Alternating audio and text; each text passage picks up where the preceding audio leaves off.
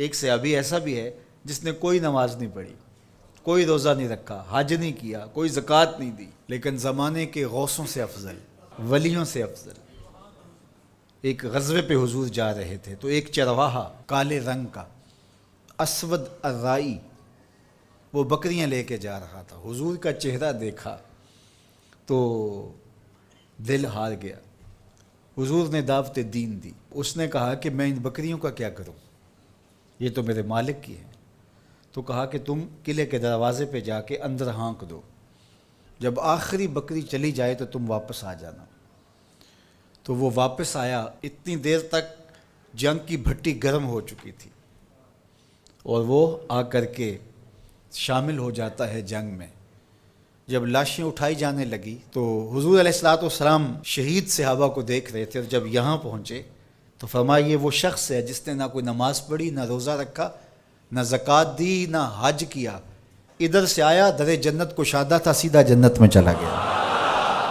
اس پروانے کا حال ہے اس محفل میں اہل نظر، اس پروانے کا حال ہے اس محفل میں اے اہل نظر۔ شب بھر میں پیدا بھی ہوا، جوان بھی ہوا، عاشق بھی ہوا، مر بھی گیا۔ آنے واحد میں در جنت کھلا تھا، پہنچ گیا۔ کوئی نماز نہیں پڑھی، کوئی حج نہیں کیا، کوئی زکوٰۃ نہیں دی، صرف حضور کو دیکھا ایمان کی نظر سے۔ قیامت تک آنے والے اولیاء، اغیاث، اوتاد، متقی، پرہیزگار، صدقہ و خیرات کرنے والے اسود رائی کے قدموں کی خاک تک بھی نہیں پہنچ سکتے۔ اقبال خراج پیش کرتے ہوئے بولتا ہے، اسود از توحید احمر می شود، خیش فاروق و ابو ذر می شود۔ یہ اسود رائی کے بارے اقبال نے کہا تھا۔ ایک نماز بھی نہیں پڑھی۔ تو یار جس نے ایک نماز بھی نہیں پڑھی وہ تو اتنی عظمتوں کے معراج پہ پہنچا کہ کوئی اس کی عظمت کو چھو نہیں سکتا، اور جس کی راتیں سجدوں میں گزرتی تھیں اور صحبت رسول کا نور بھی پایا تھا، اس نے تو کوئی صدقہ نہیں کیا، اور جس نے سارا گھر لا کے حضور کے قدموں میں ڈال دیا، اس نے تو ایک حج نہیں کیا، اور جس کو حضور خود 9 ہجری کے اندر بھیج رہے ہیں حاجیوں کا امیر الحجاج بنا کے، انہوں نے تو کوئی روزہ نہیں رکھا۔ لیکن حضور علیہ السلام پوچھتے ہیں آج کون روزے سے ہے، تو ابو بکر کہتے ہیں میں نے رکھا ہے۔ فرائض تو فرائض رہے، نفلی روزے بھی جن کے جو ہے وہ قضا نہیں ہوتے، اور انہوں نے تو ایک نظر دیکھا اور مجمع عام میں حضور کو دیکھا۔ اس صحابی کی عظمت کا کیا کہنا جس نے 3 دن تک غار ثور میں دیکھا، تنہا دیکھا، گود میں لٹا کے دیکھا،